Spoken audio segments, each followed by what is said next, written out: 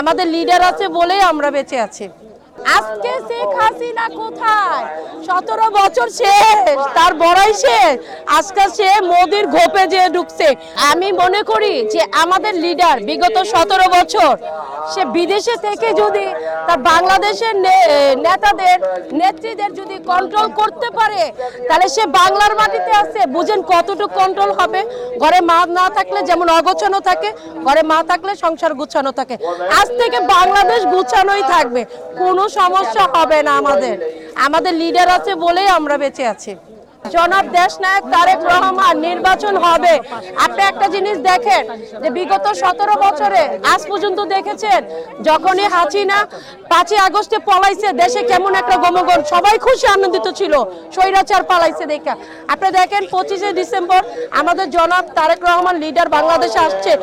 বাংলাদেশ হাসছে, তার জন্য প্রকৃতি হাসছে, মাটি খুশির চোটে মানে আমরা ভাষায় বুঝাতে পারবো না যে আমাদের কত আনন্দিত।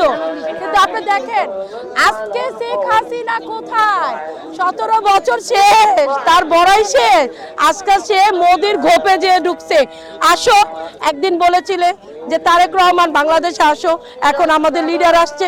এখন আমি বলি শেখ হাসিনা তুমি বাংলাদেশে আসো, দেখি তোমার কতটুকু সাহস আছে। শেখ হাসিনা স্বৈরাচার 17 বছর গদি নিয়ে বসেছিল। সে বলেছে কখনোই তারেক রহমান বাংলাদেশে আসতে পারবে না, সাহস থাকলে বাংলাদেশ আসুক, সে আইসা দেখাও। আজকে আপনারা একটা জিনিস দেখেন যে 17 বছর পর ঠিকই আমাদের লিডার জনাব তারেক রহমান বাংলাদেশে, কিন্তু স্বৈরাচার হাসিনা 17 বছর গদি ধরে রেখো, সে 17 বছর পর আর বাংলাদেশে নাই। কিন্তু সত্যের জয় সবসময় হয়। আল্লাহ যখন গজব ফালায় তখন ভালো মন্দ দেখেই ফালায়। স্বৈরাচার হাসিনা 17 বছর ভোগ করছে, কিন্তু আজকে দেখেন তারেক রহমান বাংলার মাটিতে, তার মার বুকে, তার বাপের সমাধিতে আসবে আমাদের লিডার। কিন্তু আজকে কোথায়? স্বৈরাচার হাসিনা আমাদের মাঝে নাই। কিন্তু সত্যের জয় সবসময় হয়। আজকে বাংলা, গোটা বাংলা দেখেন আজকে 2 দিন ধরে আমাদের ওয়েদারটা দেখছেন কি সুন্দর ওয়েদার, কোনো রৌদ্র নাই। আমরা সারা দিন ব্যাপী আমরা 300 ফিটও ছিলাম, আমরা এখানেও আছি। আমাদের মনে হয় যে বছরে 2টা ঈদ হয়, কিন্তু বিগত 17 বছরে বিএনপির কালকে থেকে 25শে ডিসেম্বর থেকে আমাদের ঈদ শুরু।